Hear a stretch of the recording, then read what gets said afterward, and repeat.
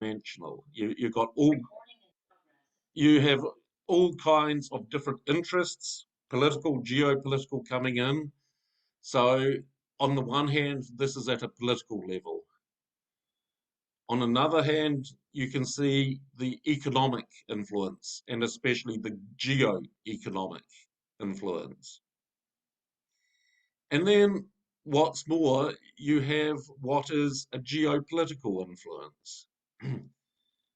And these are all mixing together. And I mean, a lot of this has been portrayed by both sides, by all sides, as being a very simplistic black and white picture. Who is to blame and why the conflict is going on.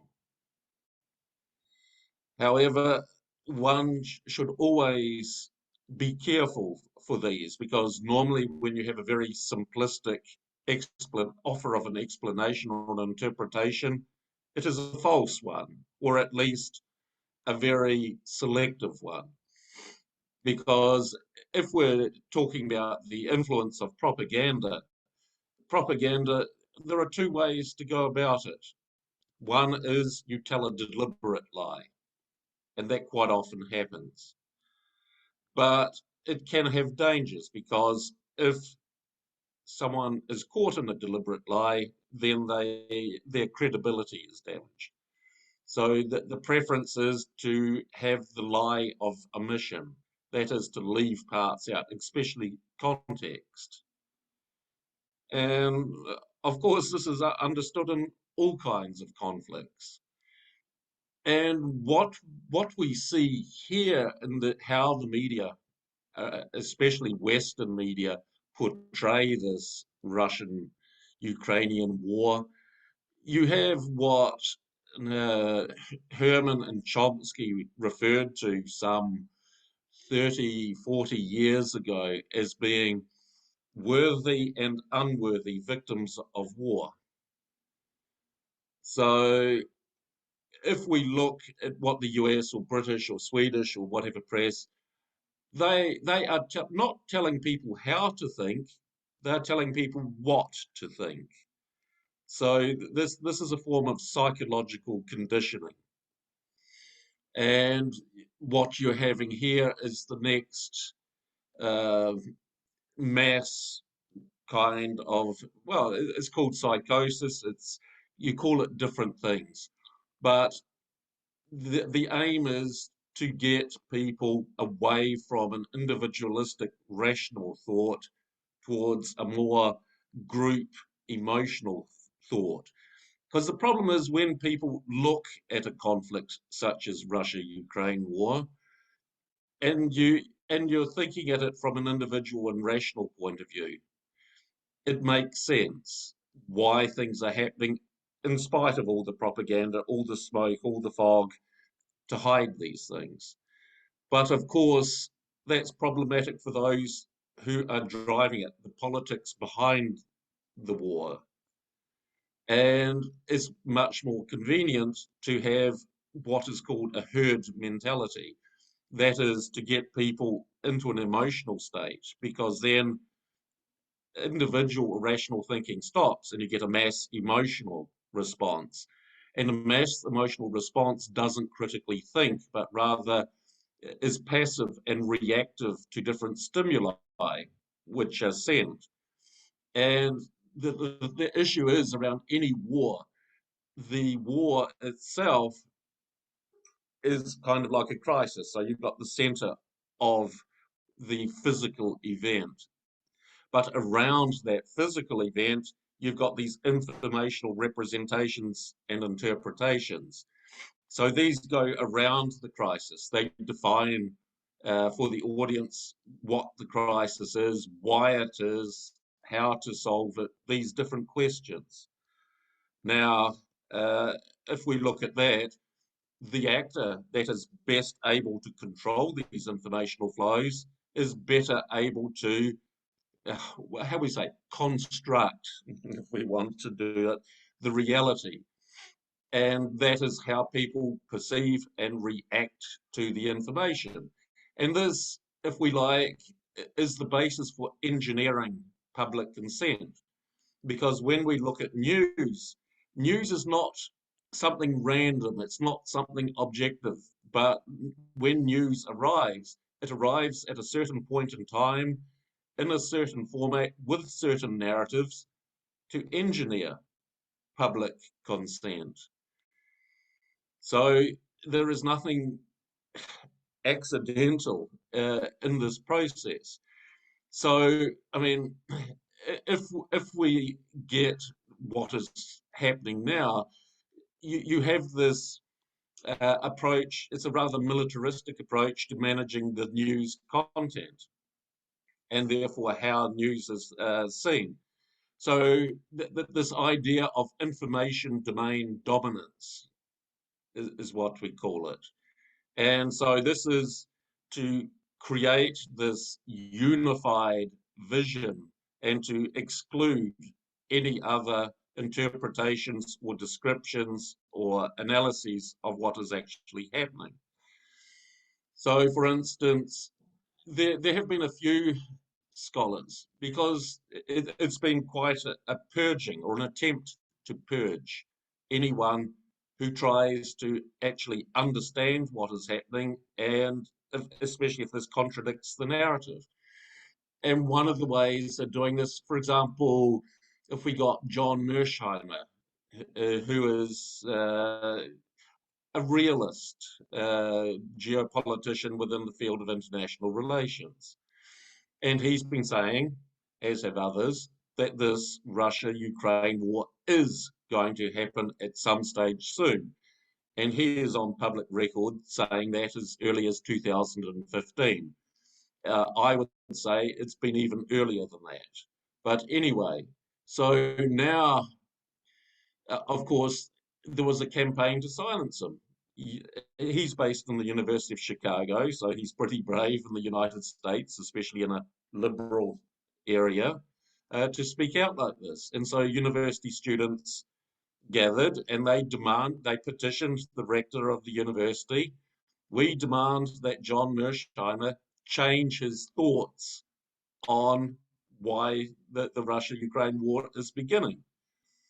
And of course, this is cancel culture, it's wokeism, which I've been writing about at different times. So it's thought police, uh, like you have in Orwell's 1984, but in real life. Interestingly, the university supported John Mearsheimer.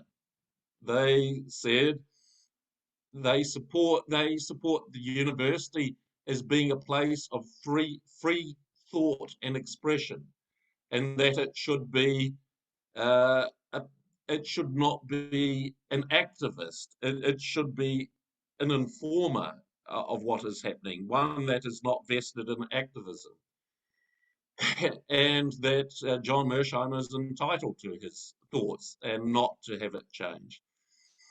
So there is this kind of war going on behind the war. So this information war, which accompanies this other war. And as I said, I mean, there is this issue of this idea of worthy and unworthy victims.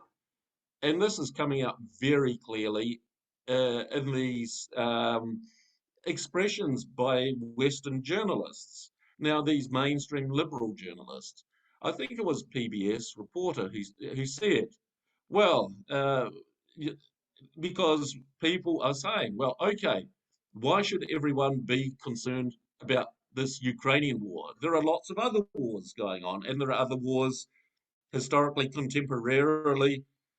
So why should people be bothered about this when you did not have the same attention to these other previous wars?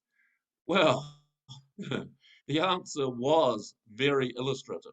And there are videos of him saying this.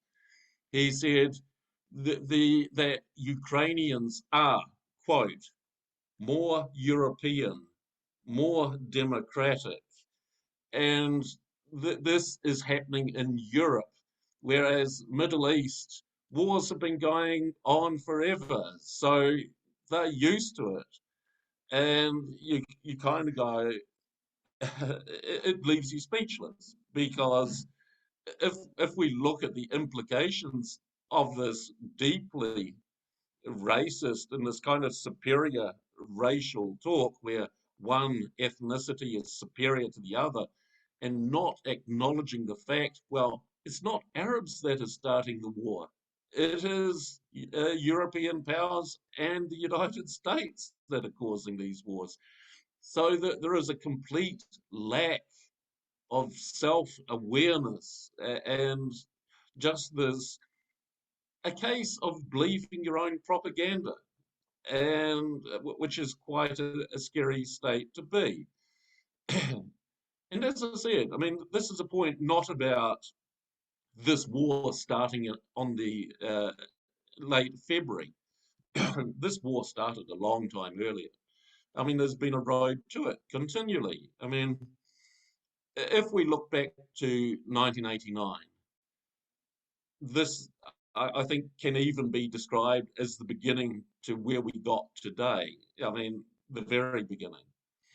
The United States offered guarantees that NATO would not, and to use the quote, move 1 inch eastward. And you have, of course, then you got the US officials that lie. And this is a lie, a deliberate lie. They say, well, no such guarantees were given, blah, blah. There's nothing on paper, etc. But the only problem with this is Jack Matlock, the former US ambassador to the Soviet Union, who was present at this meeting. He says those guarantees were given by the United States. And so, once more, I mean, you're caught in a lie, and that's problematic. Uh, so that was the first point. So, and the reason these guarantees were given is so that Gorbachev and the Soviet Union would uh, acquiesce to the reunification of Germany, uh, West Germany and East Germany to be unified. So those guarantees needed to be given. They've been broken, of course.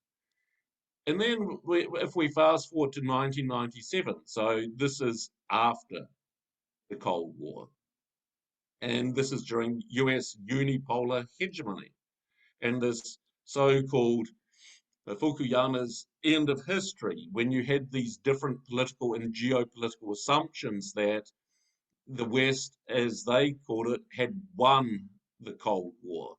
And so, therefore, as the sole remaining superpower, acted whatever way. They had no constraints or restraints, as they saw it, at least in the short term, on doing whatever they want to do. So, but in 1997, you had a group of different policymakers. They wrote an open letter to Bill Clinton, and they said NATO should not expand more eastward. The guarantees were given in 1989. If we continue this, then there will be a conflict likely with Russia in the near future. And this is Bill Clinton, so we're already talking some time back, even before the 21st century. But the point is, there's been this constant line. And this was at a time when, of course, Russia was weak because it was in turmoil because of the Soviet collapse. So economically, politically, every militarily, every which way, it was weak and a collapsed society. And it was trying to join the Western sphere, so this Western civilizational bloc. So they swallowed, if you want to call it that, these NATO expansions. But just because you swallow something, it doesn't mean you accept, and it doesn't mean you forget these moves. And okay, so you had these different events, and this is as the US as an uncontested global hegemon, this unipolar order, and this seemingly relentless extension of those institutions of the US or influence going further eastward, but also this support of liberal democracy, so to speak, because liberal democracy and US global hegemony, they're interlocked, they're not separate things. And this needs to be understood. One supports the other. So if we go to the color revolutions, you had different color revolutions in the early 2000s. And if we look 2004, the Orange Revolution in Ukraine. And so Russia was recovering slightly, but was still in no position to really contest these. So you had these US and inspired and EU supported color revolutions in post-Soviet territory in order to increase the influence of the US and their presence in the area. And of course, a little while later, you had similar with the so-called Arab Spring in the Middle East, North Africa. And however, things were changing.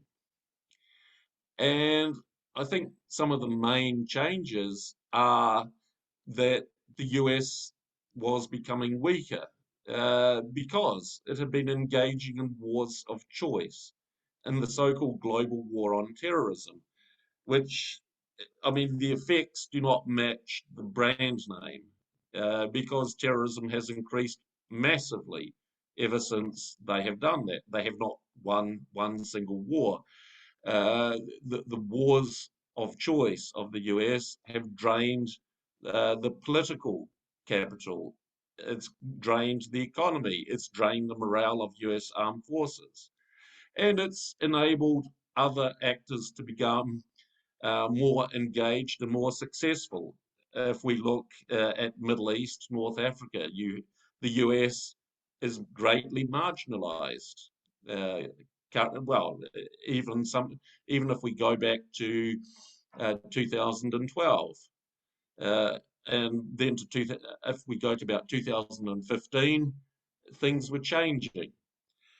And now, if we go to 2000 and we now move to 2014, Euromaidan was this attempt to try and more take away those neutral states because Yanukovych, for all of his faults, he was not pro-Russian, but he was also not pro-US or EU. He tried to play both against each other in a not very successful attempt. And we can see that when he turned down the EU association agreement, which was pushed by the US and the EU, and instead opted for the Russian Eurasian Union. And of course, this marked him for regime change because for the US, this was unacceptable. And shortly afterwards, we had the Euromaidan, which had been something prepared in advance. This is not something which you can do just instantaneously, but it's been something planned. You can see these other attempts. Also, if we look more recently, a lot of people focus on Euromaidan, but if we look just during the times of the pandemic, the US has been trying to, you call it wedging. So a wedge is to create these breaks in these alliances or these unions of countries. So they try to put these wedge in and to break these alliances apart. And if we look just during the time of the coronavirus pandemic, wedging was attempted in Belarus with their so-called spontaneous revolution against Lukashenko. You had another recent event in Kazakhstan. And the third event, which was occurring between, is in Nagorno-Karabakh, directed against Armenia. So what do those three countries have in common? They're all part of Russian-led institutions in the post-Soviet space, the Eurasian Union and security structures.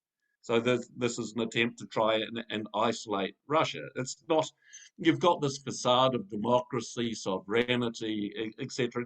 But this is rubbish. I mean, this is a facade. This is a distraction for what is really happening, because you have a facade of these liberal ideals, but as we've seen in color revolutions and Arab Spring, the result is anything but liberal at the end of it. So, if we look now, I mean, more closely, what was happening to Russia? Well, Russia was getting more powerful, and you can see by 2008 during the Georgian-Russian War, that it was becoming more mentally and physically prepared to defend its interests, or what it sees as its vital interests. So that is, for example, it drew two red lines in April 2008. It said the red lines are Georgian and Ukrainian membership to NATO. Russia had recovered tremendously economically, that and after the 2008 war worked at reforming and enhancing the capacity of its armed forces in these different wars. I mean, Georgian war, Syria, and you've had the things like this. And you can see in that the foreign policy of Russia, they have been more assertive, especially if we go from 2010, the different foreign policy concepts. They are talking already about moving away from this Western-centric order towards what is being called a multipolar order. So if we look at the existing order, which is in decline, the US unipolar Western-centric order, it's moving away from that towards a more non-Western-centric multipolar order. And this is what a lot of these conflicts are about, because the US is losing its absolute global hegemony. And so now it's needing to fall back on trying to retain this contextual regional hegemony. And you can see this in the parallels between what is happening in Ukraine and what they're trying to project, for example, about China and Taiwan, because the rhetoric is absolutely the same. And this is an attempt. I mean, there was an attempt to try and use the coronavirus pandemic. Now they're trying to use this Russia-Ukraine war to reset this transitioning global order. And that they failed during the pandemic because they're deeply incompetent, and the leaders were out of their depth, and they're even more discredited than before the coronavirus. And they're fighting all these different crises, such as economic and so forth. So this is a second attempt to reset that global order, to stop it from transitioning from this US unipolar to a non-Western centric multipolar order. Because this Ukraine war is not about only Russia and Ukraine. This is more widely speaking, and a number of people said this in the beginning. They said they rightly identified, and you could see this in the rhetoric which was going through the mainstream media narratives, that this was about several things. One, it was about using Ukraine as a proxy mechanism to weaken Russia under the guise of sovereignty. The second one, it was about keeping Russia out of Europe. In other words, so for instance, we see this Nord Stream 2 pipeline, and this is the geo-economic aspect, that to keep Russia out of there, because this would weaken US influence and hegemony in Europe, and it would strengthen Russia's position. So, and one shouldn't forget that it was not Russia's initiative to build the Nord Stream 2 pipeline. This was Germany's request to build the pipeline. So, but this is not mentioned. So there's a complete lack of context in the media reporting because you've got this narrative, which is Russia is using energy as a weapon. And if you said, well, Germany requested the pipeline, that it doesn't support the main narrative, which is Russia using the energy weapon. And the next point is to keep Germany down, because if we saw under Merkel, I mean, she didn't do anything strategically against US interests, but she didn't obey all US demands, which meant that she was a bit too independent. And if we look at the Green Party, ironically, the Green Party in Germany is one of the most pro-US because they've been groomed and cultivated by the US. So these are the ones in power. And now Schultz, excuse me, the Chancellor, I mean, he initially complied with the US, but now what is the problem? The problem is that Schultz understands if he plays the US game, this means that Germany, as an economic power, is going to decline because it won't have enough energy for its industry. It cannot keep going, and people are going to be without energy and heating. They're going to be very discontent. Uh, and furthermore, the price of US LNG is 4 times that of Russian gas, and the delivery is a fraction. And the US is a very unreliable partner. It does not live up to its promises. I mean, Iran knows this very well. If we look at the JCPOA, the Iran nuclear deal, they can promise something in 1 minute and then dismiss it the next without any reason given. And of course, for Russia, I mean, it's been the same. The Americans have been withdrawing from all of these nuclear uh, weapons regimes, things which they created, even the Open Skies Agreement. It was a US initiative and they withdrew from it.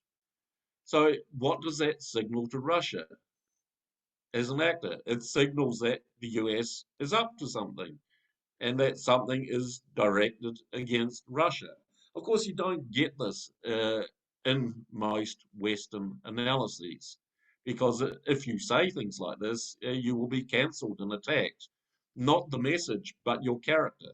So the messenger gets attacked.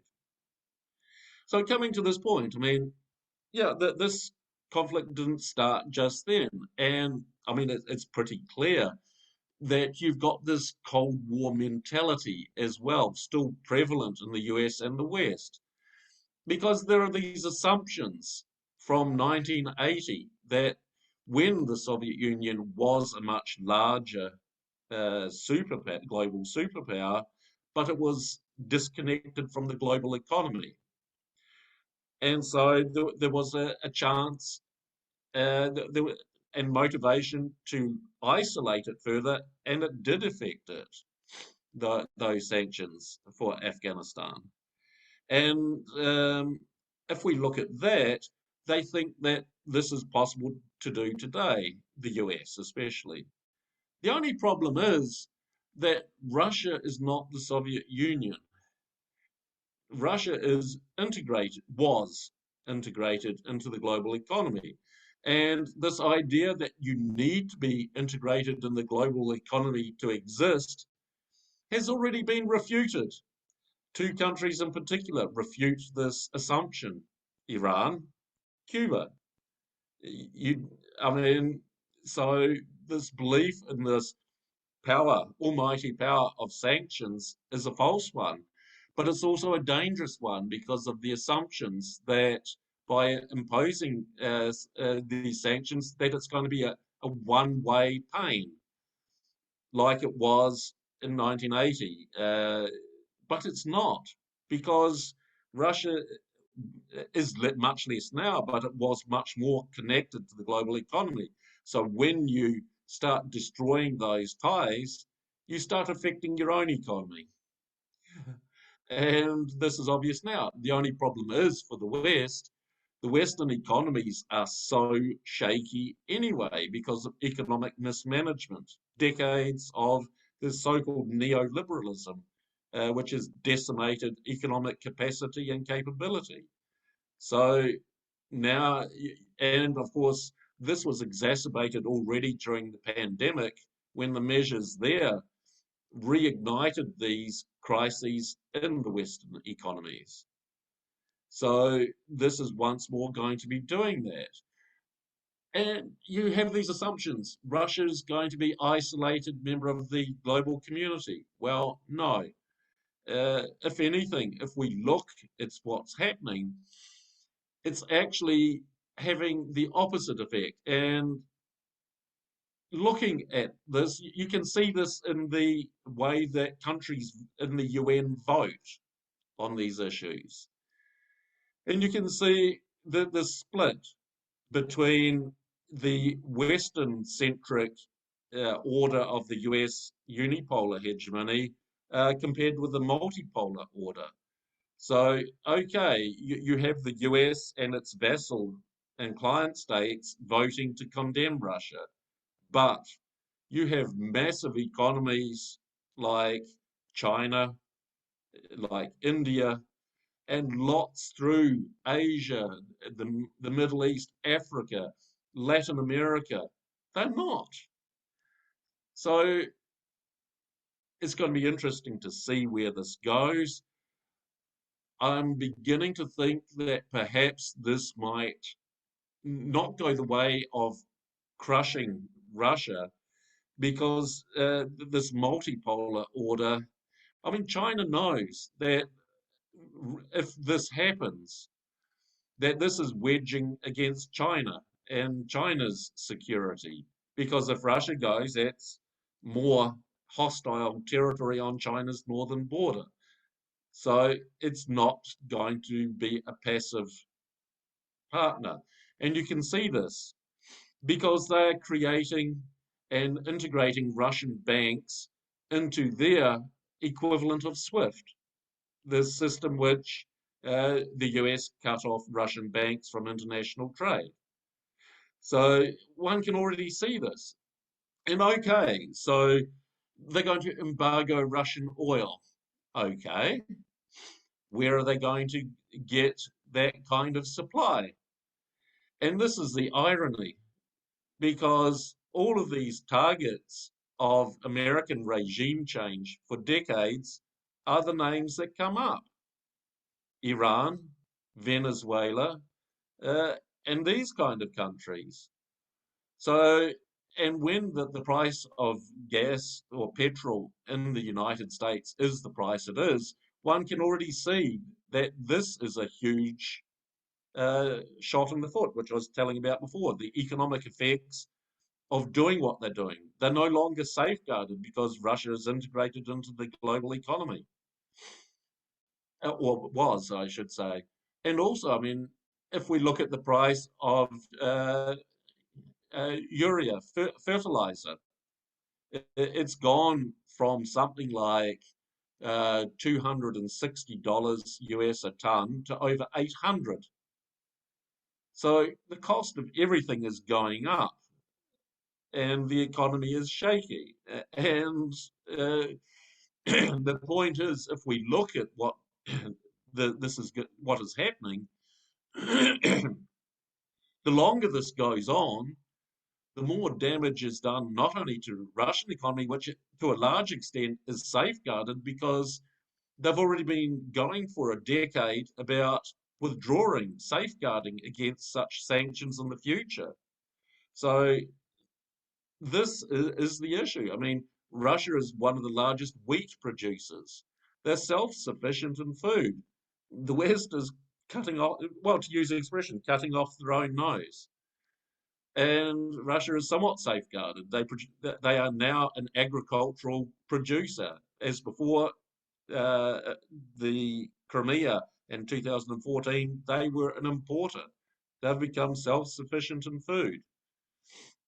And now, of course, going this way, they've been learning that there's been, since 2019, there's been a very marked increase in interest in understanding how Iran has managed sanctions uh, for so long. So these lessons are being learned, and the US is much less effective. But the longer this goes on, the more damage is done to Western economies. And this is clear. And looking at it, uh, you just see that this shift that one of the likely or possible effects is to go and push this transition faster away from this unipolar order to multipolar. And this because of the economic sanctions. The West is not equipped for this. I mean, and they want a long war. This is the problem. And because this is where geoeconomics and geopolitics clash. The US has been saying, and they've been quite open about it, that they want a long war in Ukraine. They won't allow Ukraine to negotiate uh, a peace with Russia, and they want a long war. And why do they want a long war? Because they believe that they can turn Ukraine into the latest iteration of this Soviet Afghan experience. So once more, history playing this part in Western and US policy, that somehow there'll be this protracted insurgency. So, I mean, a number of people have said it already, including Ukrainian scholars.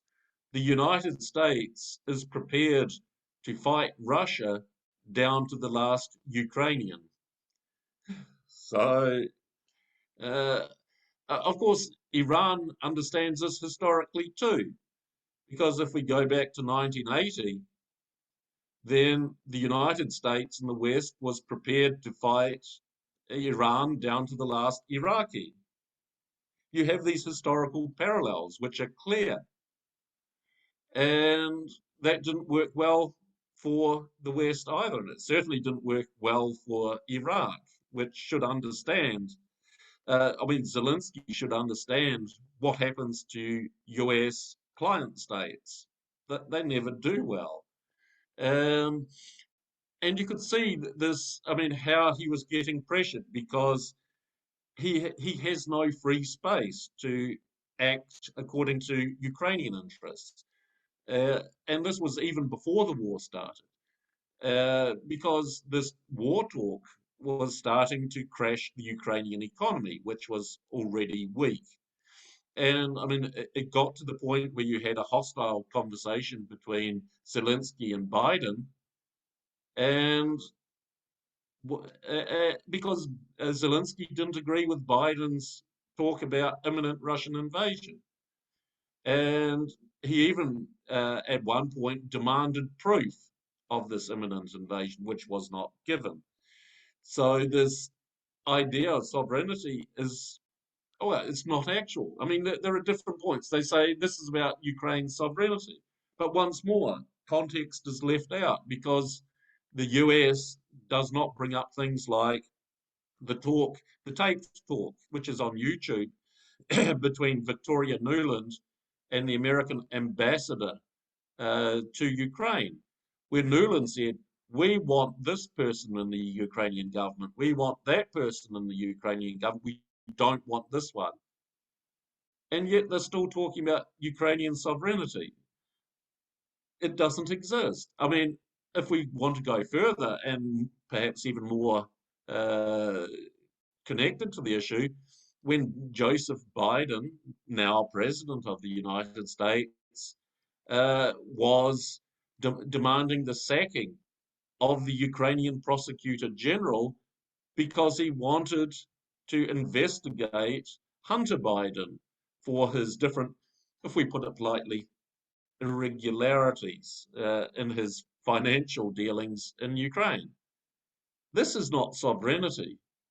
And he threatened to withhold any aid until they got rid of that prosecutor general. So, and one can also mention the different US citizens that have been rotating through the Ukrainian government. This is not about sovereignty. Ukraine is obviously not sovereign. It's a client state, and it's completely dependent on the US in terms of its government. And now there are these attempts to keep this war going because of the so-called Soviet-Afghan scenario. And I mean, this is not the first time it's been done. I mean, we've seen this done in Syria, where they're sending lots of weapons into jihadist forces to undermine a sovereign government of Syria. Not to mention the fact that they're occupying Syrian territory and stealing Syrian oil, and media, Western mainstream media, says nothing about it. And this is coming into this worthy and unworthy victims. Now, where is Europe in this? Well, Europe's in this hysteria as well, and Europe is not independent. I mean, it's not a client, but it's pretty much a vassal status. And what one can even see this in Sweden. They're sending different weapons and so forth to keep this war boiling. There is no, but this is where this Orwellian feature comes in, because this is portrayed as being defense of sovereignty of Ukraine, not about wearing Russia down by this Soviet-Afghan scenario. And so it's like one of the slogans from 1984: "War is peace." It's an illustration of this attitude. And of course, there's a complete ignorance of things like this absolute kind of hysteria about this civilian casualties. But what about the civilian casualties in Yemen, which these same countries which are so concerned about civilian casualties in Ukraine, why are they supplying weapons to Saudi Arabia to devastate Yemen and its civilians? So there are a lot of these different parallels. So if we look at this, um, I mean, it's not going anywhere well, and especially if now, I mean, Russia is presented as the aggressor. It certainly initiated this hot war, and I think there are some reasons for that. Because if we look at it, there was this constant messaging, this war messaging, uh, on the one hand, which was saying imminent and inevitable war. I don't think that was swaying it, because that was being somewhat ignored, because they used the same method on China with Taiwan with the same effect. I think one of the means which got this war into a hot war was the approach of so-called Western diplomacy. I mean, if I can be allowed so generously to refer to it as diplomacy, because the idea is that you have this facade of diplomacy. So you have these Western diplomats, US diplomats traveling and saying, and being seen to negotiate with Russia. But this wasn't a negotiation, because negotiation requires not only talking, but listening to what your counterpart has to say. And once more, Iran knows this. I mean, the recent JCPOA talks in Vienna, exactly the same tactics used against Iran that were used against Russia a little while later. So you have this facade of diplomacy, but this is for audiences, but it's for different audiences. It's for the public, but these rather rude ways of um, diplomatic rhetoric are also designed to shake the opponent, because Putin has been seen as this rather, what would you say, very calm, very thoughtful, very reasoned individual. And so a lot of this rhetoric, I mean, like this Liz Truss, the so-called UK Foreign Secretary, for example, or this idiot Wallace, who's their defense minister. I mean, they live in the past and the grandeur of an old empire, which no longer exists in history books.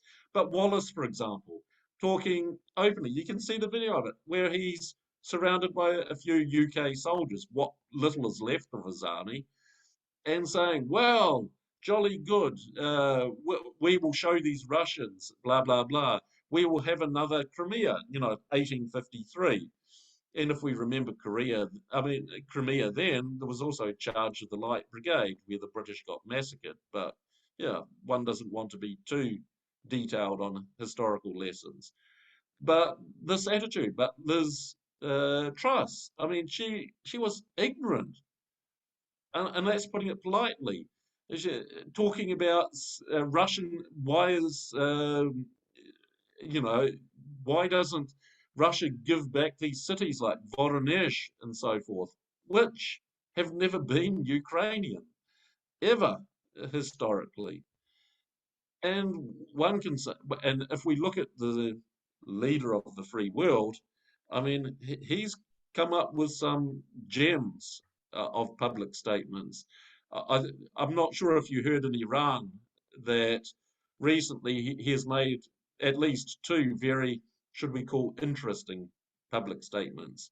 One was that in the order they were given, that, well, when as Russia rings Kiev with its tanks, they will never win the hearts and the minds of the Iranian people. Yes, Iranian, not Ukrainian. So, I mean, this is a level of stupidity which, oh well, one can hope never to aspire to. And he even made something more ridiculous recently, and this has been circulating, that Putin is preparing to invade Russia. He did make this public statement, and I mean, you can't make this up. So, what does this tell you about the state of mind of Western leadership? It's not going anyplace good. So, Russia is not going to give up on this. Uh, the West, the US led West, I think, are believing too much their own propaganda. They've been at it too long, and if we look at some of the statements of some of its leaders, they are not what they used to be intellectually, in terms of the capability and capacity. Yeah, they're in disarray. They are also in decline, not only mentally but also physically. The empire, which is this unipolar order, is facing systemic crises. There is an attempt to use Ukraine as a means to prevent this transition to a multipolar order.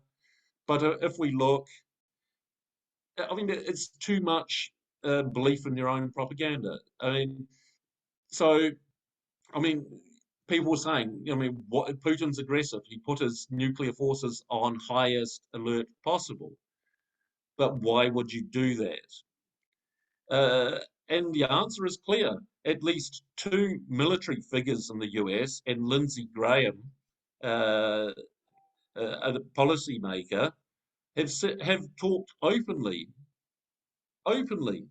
that the use of tactical nuclear weapons against Russia, which, I mean, even for Americans, is insane because you already have tensions. They're supplying weapons to Ukraine to fight Russia. And then you start talking about this. The scenario reminds me of a movie I watched, an old movie, Doctor Strangelove. I mean, this where you have these delusional characters from the US military and US politics they're sitting inside their bunker making random decisions until eventually their stupid decisions cause the end of the world because there's a nuclear war, because of their stupid decisions and inability to actually understand what is vital interest and what things should be stood for and what things should not. Ukraine is not an ally of theirs. I mean, Ukraine is a useful tool. And I think it's even outworn its use because the dangers and the costs now far exceed any possible use or good for them now. And yet they still pursue it. So hopefully we don't get to see Doctor Strangelove come to life. I'm not particularly optimistic, but there are still some voices calling out and coming up for what it is. I mean, if we look, I mentioned John Mersheimer. I mean, John. There's Jack Matlock, Ray McGovern. You can find their videos from these people where they're talking about these scenarios, and I'm very much thinking along their lines.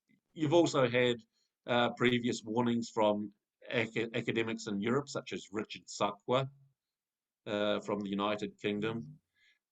But I mean, there are attempts to shut it down, and they've introduced this idea of Westsplaining.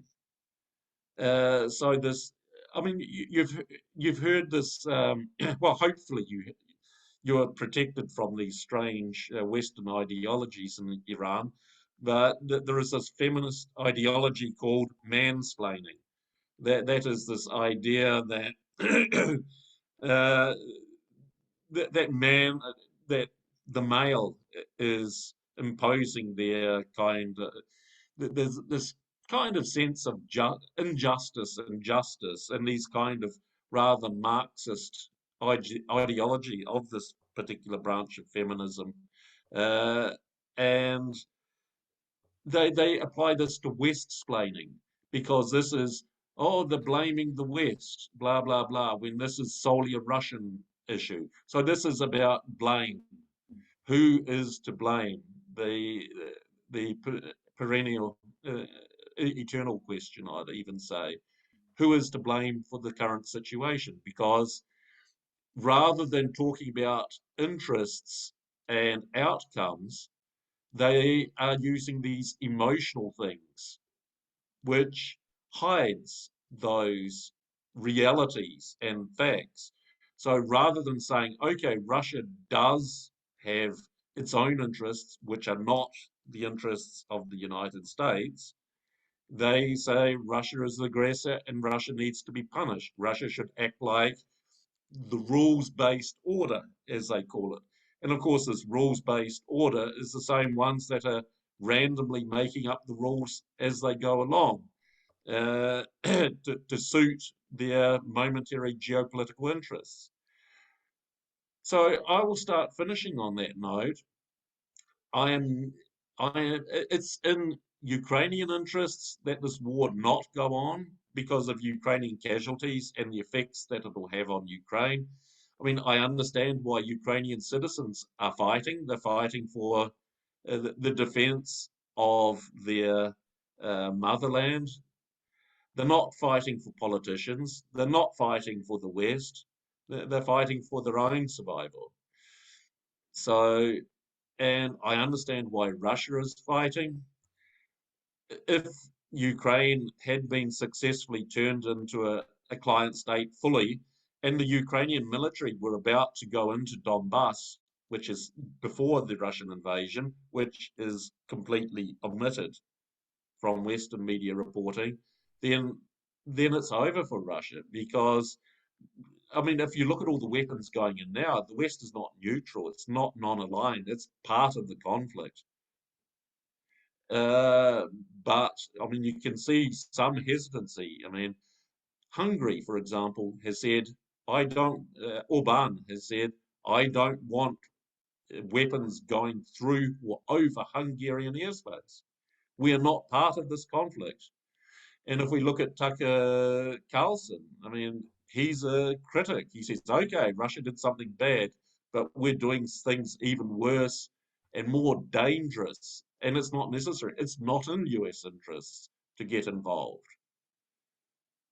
So, with that particularly optimistic and bright note, I will finish. And I see that there is one question. Yes, thank you. Thank you very much for this comprehensive talk. I think you discussed different aspects, the media, propaganda, and as well as political impacts, the geoeconomic and geopolitical impacts of this conflict. There's one question waiting there, because just it's about the media. I want to ask a question in advance about the Yes, economic impact. Um, you it's from mentioned, Mariam. Yeah. yeah, okay, if you would like to respond to that first. Yes. Okay. So my question is about fake news. As you mentioned in the Russia-Ukraine war, fake news is not only a kind of entertainment, it is part of the battle. And it's a huge part. It seems Ukraine politicians receive special advice how to produce fake news and what they produce, and more that it is reflected in a wide range of media around the world. If in the field there is a war between Ukraine and Russia, in the field there's an international war against Russia, what, in your opinion, what is Europe's role in this media war? And why Russia as the main being accused of fake news? Okay, so I mean, a couple of questions on this. So, what is Europe's role in this media war? Europe is, as I mentioned, a vassal of the United States. The United States political leadership sees Ukraine as a strategic interest, which it is not, but they perceive it as one. So this idea of using Ukraine as a means to break Russia. So, and as you noted, every war there's a war of information which goes beside it, and this is about a couple of things. Uh, but Europe is very much supporting the US. So they this media narrative to support the geopolitical uh, aims and goals of the United States. So this is what Europe's role in this media war. And well, uh, everyone needs an enemy to hate, if we want to put it that similarly. The enemy, whether it be Russia, whether it be Cuba, Venezuela, Iran, China, because remember, not so long ago, everyone was told to hate Chinese because of the pandemic. so, so now everyone is told to hate Russians because of the war. Do you see any coincidence in this? What do China and Russia represent? These are the main blocks of this multipolar order. So this is why. And of course, the problem for the West, I mean, their propaganda is bad. It's low quality and it's not convincing. I mean, they repeat it like Goebbels suggested, tell a lie often enough and it becomes the truth. But the quality of the propaganda is terrible. So if you've got bad quality propaganda which is not effective, the last thing you want is a counter narrative. So rather than engage with the quality of the information, it's better to engage with the quality of the messenger. Then you don't have to engage in the logic in debunking the message if you attack the messenger. So this is why. And you'll see quite a qualitative difference. I mean, there are so many, as you point out, there are so many fake news stories coming out from Ukraine. I mean, there's a ghost of Kiev, which this mysterious Ukrainian fighter pilot who allegedly shot down six planes, Russian planes. The only problem was the so-called video footage was from a computer game. It was not even real combat footage. And it's the same with Snake Island. That has been debunked now. I mean, even the New York Times, of all places, has admitted Ukraine has been producing fake news. So, I mean, it's a remarkable time we live in. And of course, and as you say, of course, I mean, the US and the UK are training Ukrainians in fake news. They trained Libyan jihadists in fake news. They trained Syrian jihadists in fake news. This is what they do because this information war uh, is trying to shape that reality. You know, when I talked about you have the physical crisis and then you have the information crisis. So they're trying to shape this informational sphere, and then whatever happens in the physical sphere is irrelevant because people are reflecting on the falsehoods which they deem or perceive as being true. So, yeah, and that's that Orwellian world, this 1984 world, which is created. So hopefully, Mariam, this answers your question. If not, please let me know what else you want me to clarify. Thank you. Ms. Hussein is a researcher on Russia, Eurasia, uh, and also there are other questions, of course, which are not displayed on the chat box. So I read from the paper that I have. Do you think that the war in Ukraine can foster the bilateral relation between Russia and Israel, as we've seen that, for example, Israel has been um, having some different take on the conflict, voting neutral, and the other concerns about Israel that the US and the West in general is not going to support, uh, is not going to be a reliable, let's say, ally for Israel, and so it would have to take care of its own interests in the region. So does that, let's say, entice the Israeli government um, to be keen on more stronger relations with Russia? Do you think? Well, Russia, I think it's been moving for some time this way, at least since I think even 2016-17. It's been moving away from this Western-centric world to a more uh, non-Western world. I mean, you can see this in its foreign policy doctrines. Um, so, I mean, it's been doing this already. But, I mean, and there are two. I mean, the West is not Western vassal states. They're not acting in their own interests. They're acting against their interests. I mean, like Germany stopping Nord Stream 2. I mean, what are they going to do? The US is an unreliable partner. They're not going to uh, give them what they need in terms of the price and the quantity of energy that they require. And I think this is interesting because this seems to be already Scholz, the German Chancellor.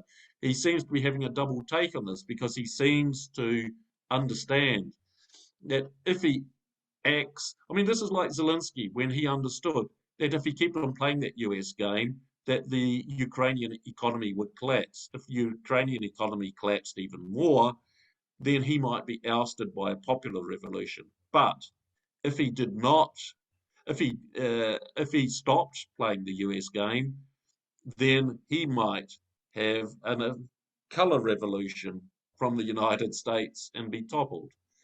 So Schultz is now, I mean, seems to have arrived at this kind of moment of realization that it's, I mean, if he stops the Nord Stream 2 pipeline, I mean, the Nord Stream 2 pipeline is ready.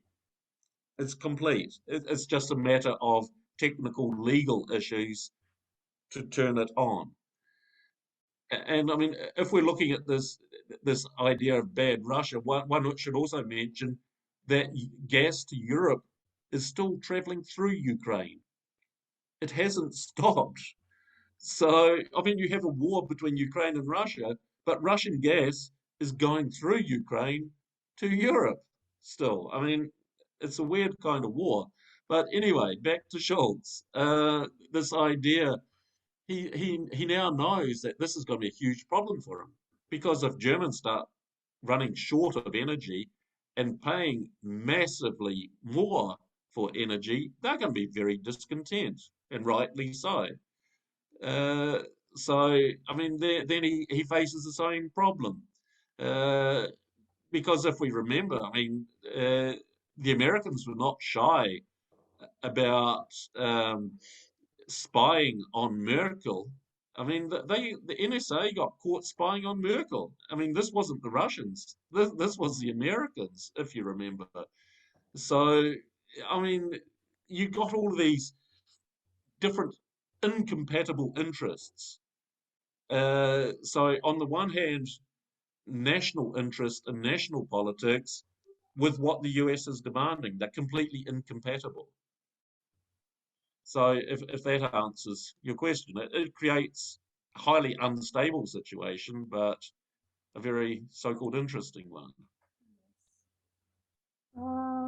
There's another question from one of our colleagues in the US Department. Given the Ukraine-Russia conflict, what is Europe's view on the transfer of nuclear material to Russia? According to the Vienna talks, will the Ukraine crisis change the attitude of European countries towards this issue? Well, I mean, at the moment, every possible bridge between Europe, US, with Russia is being burnt. I mean, it's being done in a very stupid and immature way. I mean, it's like no one learned anything from the 1962 Cuba Missile Crisis. I mean, in these kinds of conflicts, you need to increase your communication, not decrease and burn all bridges. So, uh, I I'm sufficiently cynical about the ability of European countries to pursue their own interests and do this rationally. I mean, they are psychologically too dependent on the US, and it's not a healthy way to be. I mean, even Sweden's doing this. So I mean, it's like, how far do you want to take this? They're not thinking about the consequences and the reactions to their reactions. They because they're not thinking about interests, actions, and reactions. These things in the real world.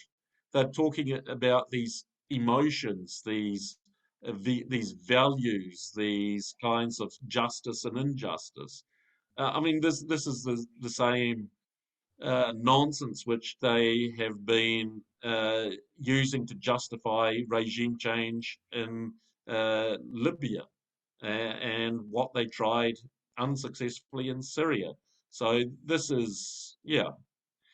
And I mean, the fact that they are now allowing people to fight their citizens to fight in a war, trying to recreate this kind of Spanish Civil War kind of scenario.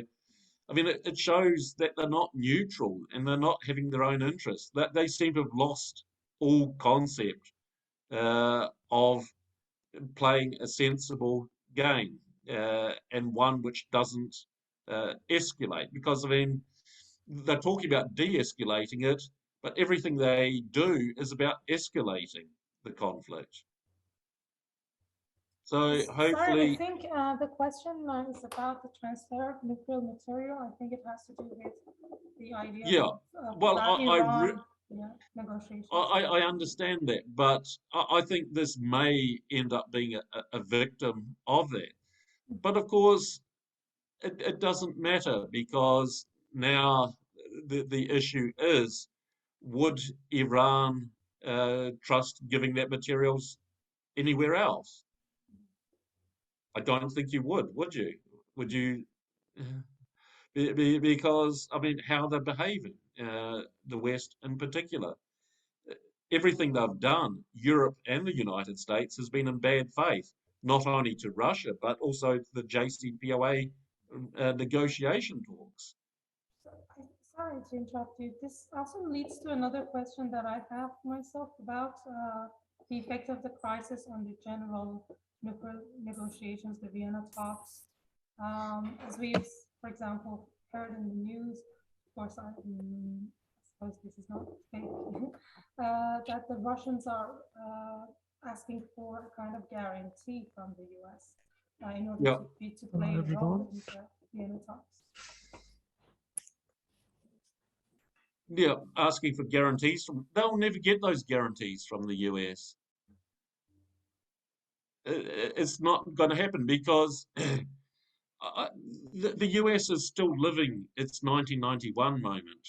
They consider that they won the Cold War. So there is no need for them to justify or say anything because they are the victors in this conflict. And so other people are beholden to them. They're not beholden to anyone else. And I think this mentality still prevails in spite of all the obvious indications that it's not. I mean, Afghanistan, for example, couldn't defeat the Taliban. And I mean, interestingly, also the Iranian response to the murder of Soleimani. Iran attacked American bases in Iraq. The interesting point was not that, but the fact that the US did not retaliate on that. So, I mean, this is kind of indication that if we're because there are different levels in the US, you got the military, you got the political, uh, and so forth. But I, they were obviously not expecting Iran to retaliate for the murder, but they did not respond to that because Iran is not Libya, it's not Syria, it's something quite different. I have one more question that you discussed about the, I think you mentioned the economic impacts of this conflict.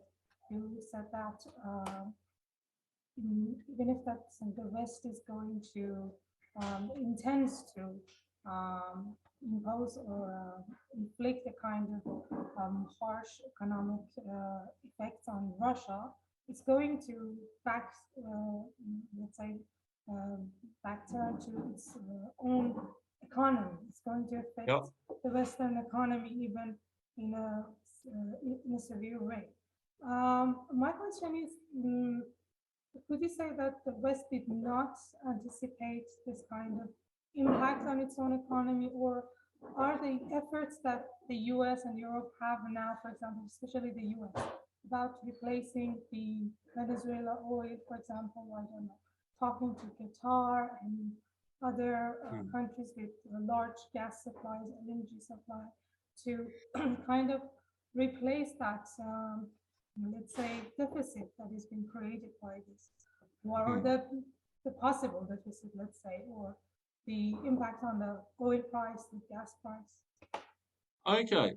I think it depends at what level you talk about. If you talk about the level of Western governments and their advisors, this is a very insular environment. It's like a echo chamber. They because they're all this global liberal order. They're all part of this U.S. unipolar hegemony. They're all invested in that.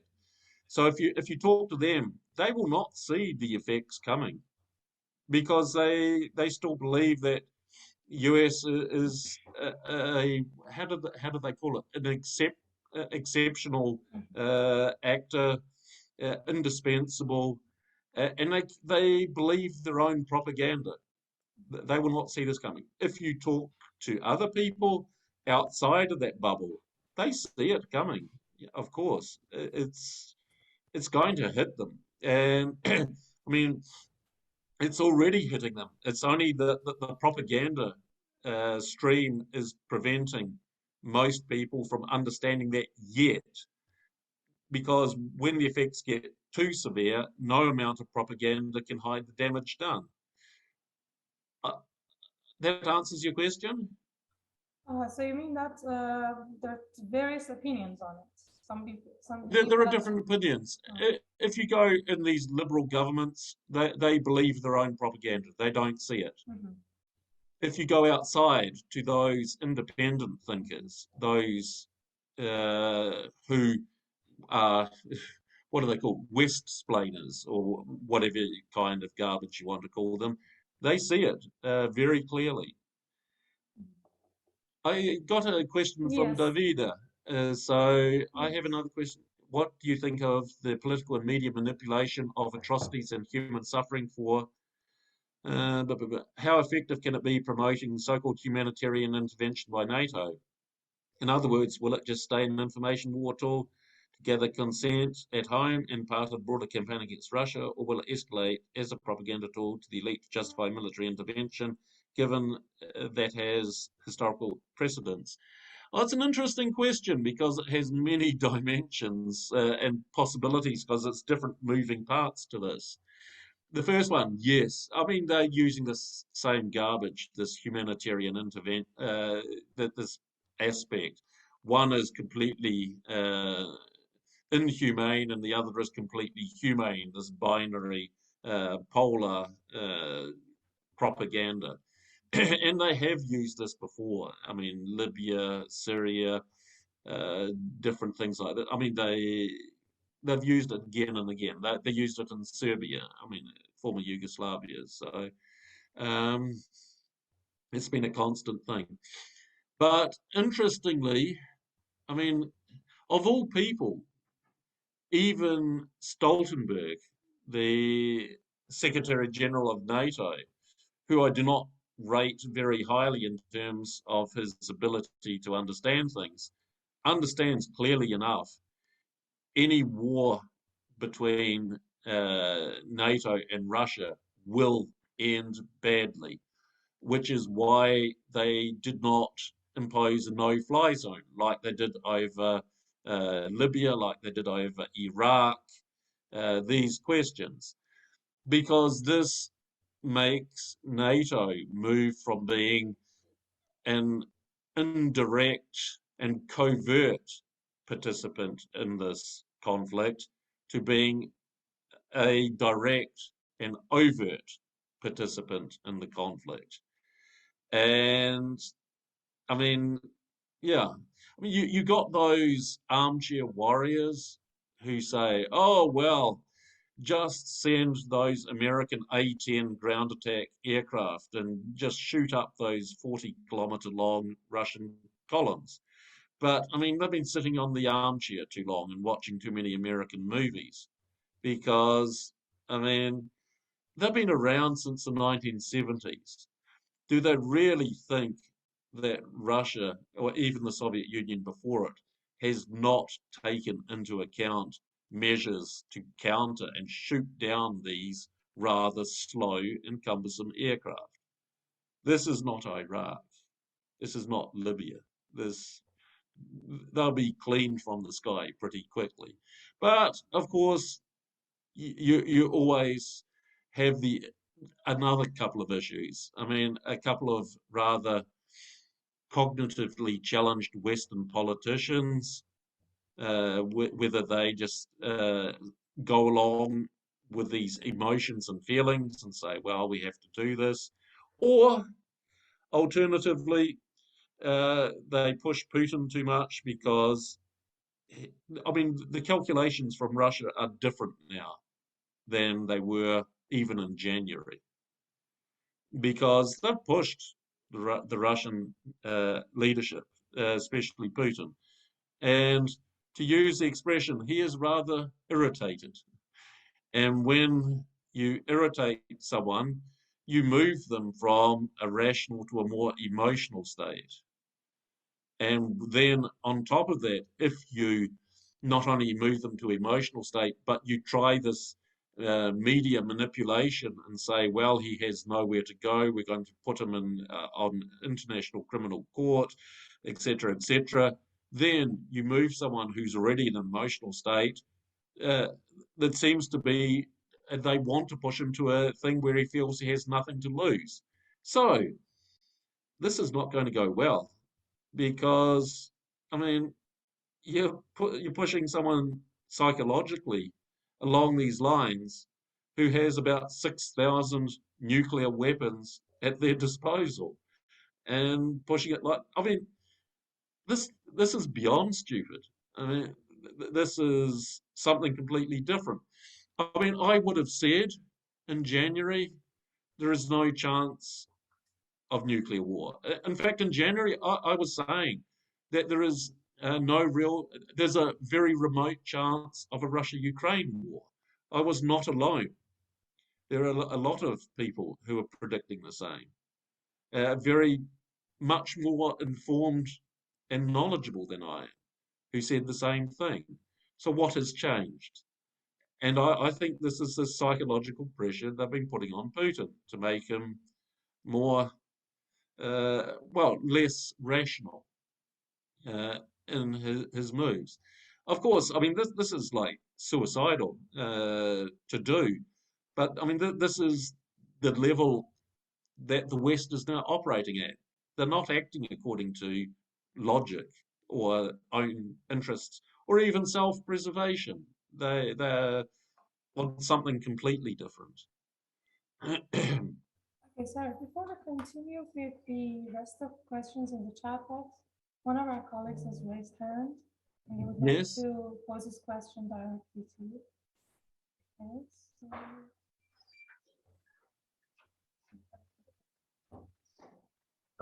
Hello there. Hi. I thank you for the brief introduction on the topic. And let me first introduce myself. I am Mustafa Kamrani. I am working on the UK department and the program. Let me just go directly to the question. I want to start by reading a quotation from Evgeny Lebedev, the Russian owner of this British newspaper, Evening Standard.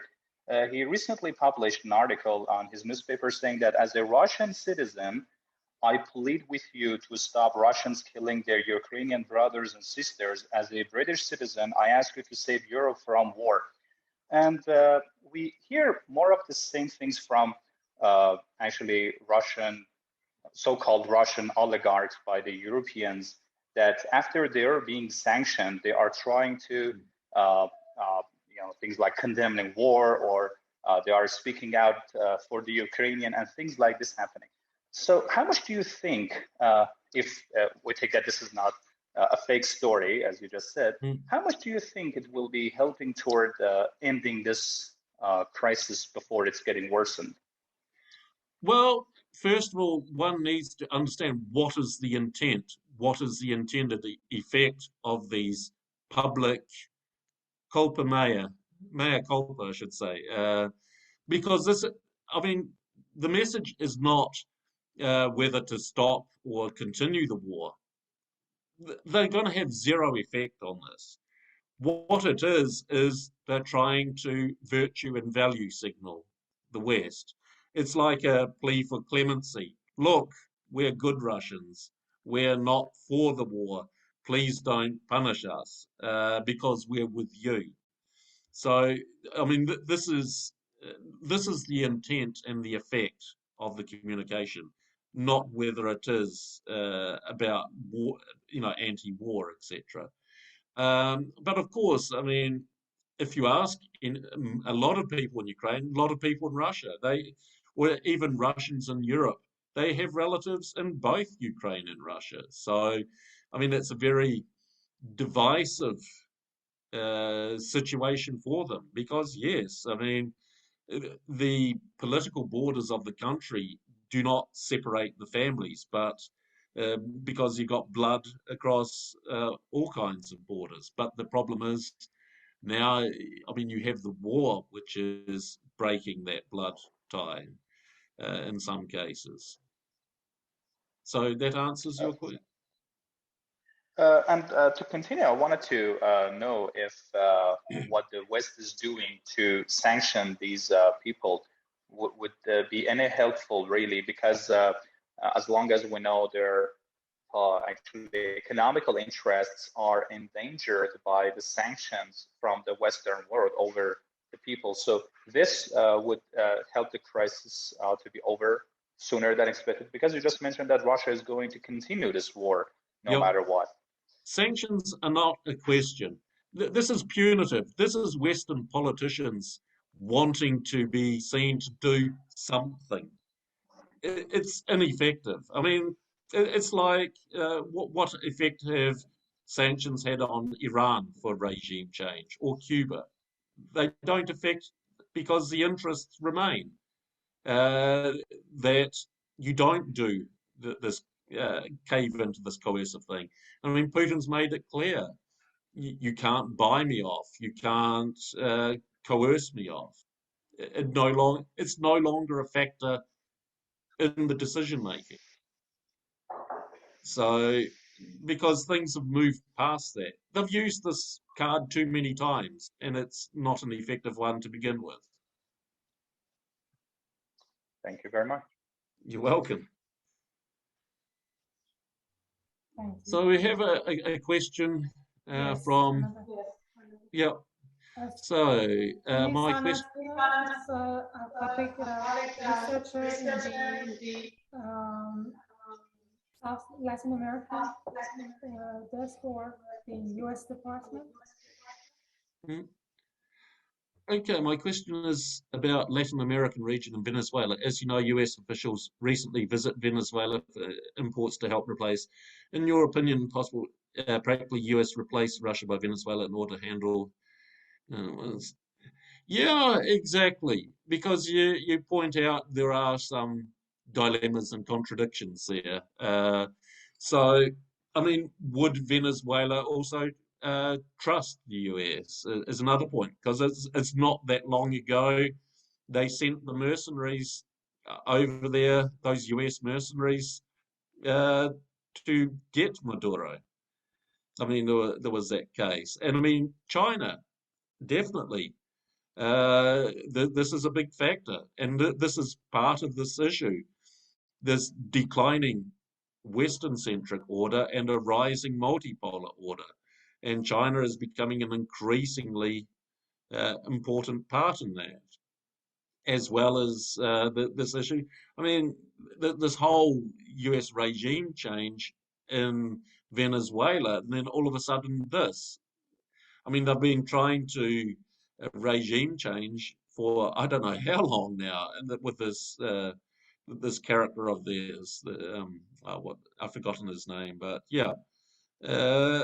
And of course, yeah, Venezuela's debt to China. I mean, Australia faced a similar situation, although it's thrown its lot with the US now. But the Chinese were putting pressure on Australia. If you do this, we will respond, and you will suffer the economic consequences of your actions. So, yeah, I mean, the world's becoming a much more complicated place and it's to be expected when one order, hegemony, declines and another rises. There is always going to be increased competition and conflict between them. And I mean, what we're seeing now is, I mean, very symptomatic of that. I mean, when the British Empire collapsed, which took some decades, well, look at all the conflicts that occurred around that. I mean, and I mean, the US is no exception in this regard. I mean, it's not going to want to go quietly because there are certain privileges that a hegemon has, which non-hegemons don't. And I mean, yeah, it's just we can see more of this, and Latin America, and also I think, in spite of the Monroe Doctrine still existing, that this U.S. Geopolitical strategy in Latin America, one can see that the U.S. influence is on the wane, because if we saw in Bolivia, Evo Morales was overthrown by a Western coup, but then the military coup government, which was installed by them, was overthrown by democratic election. So that is another point which is going on as an indicator of declining US power and influence. So, yeah, I mean, let's see. It depends exactly what Venezuela does. I mean, and also I would point out that Mexico was one of those countries that decided not to do what the US demanded and condemn Russia, which was interesting. And also, if we look at what the US is trying to do to India, which is contradictory in itself. So getting out of Latin America, but still illustrative, where they demanded that India condemn Russia. But here, I mean, the interesting thing, India and Pakistan were both on the same page, which, I mean, you don't see that often. But India, they threatened with sanctions. So, I mean, because of their UN vote. So this is interesting because how does this fit with the US conception of sovereignty that a country can do what it likes in the international system? So all these contradictions and dilemmas which have been part of it, and also they've been trying to get India into this US-led geopolitical bloc to block China. And now you can see you got the both, well, all three, India, China, and Pakistan, which are on the same page. I mean, so we're living in very revolutionary times in terms of international relations and geopolitics. Okay, got a long, hopefully that answers your question. And we went a little bit further Thank you. than There's just. another question in the chat box. Would you like me to read it? Yes, please. Yes. First of all, he said, hello, he's Mr. Aden is our researcher in the US Department. He has asked about Britain. Since Britain is a naval and sea-based power, wouldn't you see what Britain is doing in line with her self-interest? Apparently, British foreign policy has been historically aimed at preventing hegemony in continental Europe, especially if a détente between Russia and Germany endured. A possible division of Europe into German and Russian spheres of influence seemed to be possible, or even an entente cordiale. However, post-Brexit Britain, which presumably has an Atlanticist vision, is preventing an independent European security architecture and pushing forward for a NATO-based one, especially with assistance from the Baltic states and Poland, which were integrated into NATO and EU, partially due to British endeavor. Isn't Britain pursuing a historical vision of self-interest, which is preventing hegemony in continental Europe, or partitioning of Europe into German and Russian spheres of influence? Thanks. Okay, so my take on this, Britain used to be a naval and sea-based power. Its current um, size of navy is not impressive or intimidating at all. And yeah, they do not act with their self-interest because they are no longer a power. They don't even rate a middle power by now because they've been, uh, well, destroying their armed forces, both Army, Navy, and Air Force, for a long time now. It's very weak. And if you look at it, okay, they built a new aircraft carrier. But what is an aircraft carrier? I believe that aircraft carrier in the 21st century is like what a battleship was in the Second World War. Technology has moved on. I mean, it's no longer this game changer in these conflicts. Rocket technology is the game changer, and Britain is well behind in that. So if they, I mean, it comes to mind that when Britain tried to intimidate China recently or insult China, well, that this implied or slight and threat of use of British force. I mean, like sailing through the South China Sea and so forth. And as China noted, Britain, you're no longer a power. You're pathetic. And of course, they remember when Britain was a power. Because why did Hong Kong become Hong Kong? Because the British East India Company wanted to trade opium in China. And the Chinese emperor did not allow it.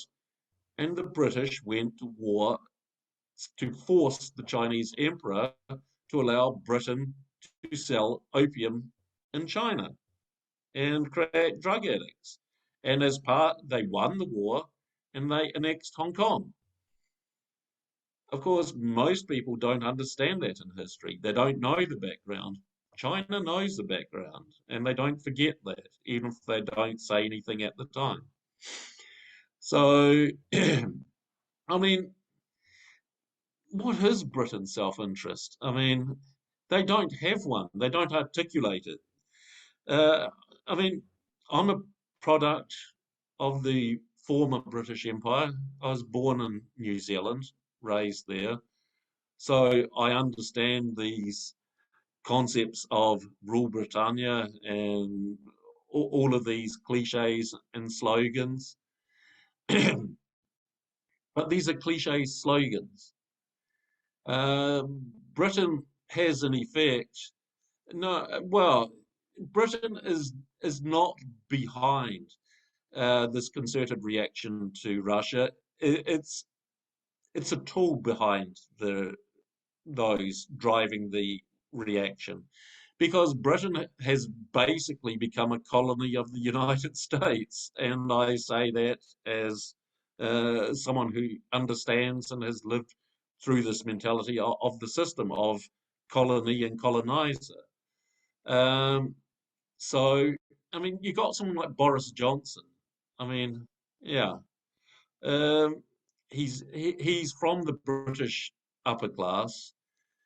He is there because of birth. He's not there because of ability, and this is quite obvious, and people are understanding that now.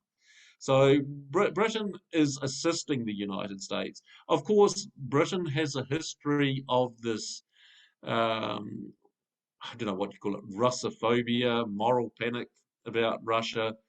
I mean, Crimea in 1853 was an example of that. I mean, the Afghan wars, which Britain fought and was humiliated in, are a result of that geopolitical competition.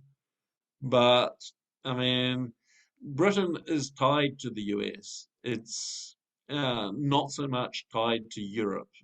And Europe, of course, is tied to the US. So Britain might not be in the same bloc as the EU, and I think Brexit was a miscalculation by the British political elite at the time, because they did not anticipate, they could not see that British people would vote to exit the EU. And this is coming down to this echo chamber, which I was telling you about before, in these elite political and policymaker circles. They're part of this unipolar belief system, this liberal democracy. They cannot see that this thing, though it was clear to people, if you stood back, what was likely to happen. So there are many miscalculations. Yeah, and the fact that Britain has this antagonistic historical relationship with Russia, even though, I mean, they had blood ties. The British royal family and the Russian imperial family were tied by blood. But still, yeah, I would say you got these very complicated and contradictory historical uh, connections. Yeah, I mean, Britain, I don't know if it excludes the UK, particularly continental Europe, although Britain, of course, considers itself, I mean, if you talk about the British people, they consider themselves an island nation, not part of Europe, but bordering Europe. So, I mean, if you look at the British elite, the political elite, they consider themselves European. I mean, Macron, these elite political leaders, they're all kind of part of the same social order. I mean, you look at this G7 or G20 when they get together. I mean, there is a much closer relationship there because they're part of those same global liberal elite and this part of this US hegemony. But yeah, but of course, so they'll be working for US interests. That is to keep Russia out of Europe and Europe dependent on the US. Okay. So I think there are some other comments in the chat box about this question that you responded to. Well, if I've missed anything, someone can just say on chat if I missed something or didn't quite. No, it's not a new question, but just Mr. Hadian explaining his question that he's not talking about the might or the power, British power, but about the ambition that the country has for creating a kind of division in Europe and not being in favor of some kind of unified approach to security being created in Europe. Well, even though Britain is not politically part of Europe anymore, if we look at the political level, it is still very much, because of Brexit, it is still very much part of Europe in terms of security because of NATO. So, I mean, it's still a NATO member and it probably always will be. It's no longer part of the European Union. So, I mean, in this regard, the continental Europe does not exclude UK in terms of security because they're part of those security structures. And the EU has also been increasing its proximity to those US Euro-Atlantic structures like NATO. So, yeah. Thank you very much.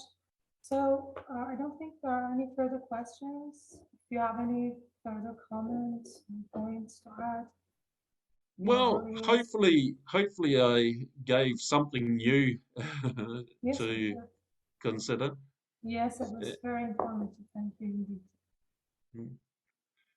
So, no, thank you for the invitation to talk, and it was good to meet and interact with some of your staff. I mean, I appreciated the questions. They are good, well thought out, and relevant questions, which is not always something you get in Sweden and other places. So, thank you for, well, the challenge and the opportunity. Thank you. It was our pleasure to listen to your talk. And we hope that next time there will be another session. We would host you in person in Iran. Hopefully the problems with the issues with the pandemic and other issues, security issues and media propaganda. Yeah, there's a whole host of, yeah. Yes. No, I would love to once more travel. I've only been twice so far, so I'd like to travel more often. I appreciate my time when I have in real life in Tehran with fruitful and intelligent discussions with people. Thank you. You're really kind. I think with the Institute, had the honor to host you a few years ago. And I think you have also attended the University of Tehran, the seminar there. Yes. So looking forward to other sessions and of course, a real peaceful resolution to the conflict. Yes, most definitely. Have a No. great day and stay healthy and goodbye. Till the next time. Bye. Bye.